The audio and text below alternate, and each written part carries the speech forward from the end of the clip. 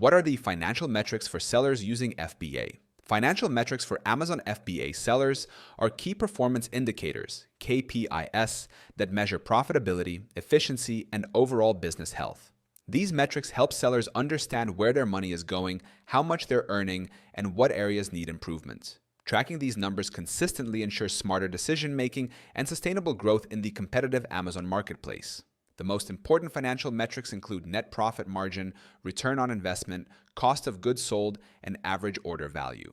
Sellers also track fulfillment fees, advertising cost of sales ACOS, and inventory turnover rate to evaluate operational efficiency. Tools like Helium 10 provide a clear breakdown of all these figures through its profits dashboard, helping sellers monitor performance and maintain healthy margins. Successful FBA sellers rely on Helium 10's real-time analytics to identify hidden costs and maximize profitability.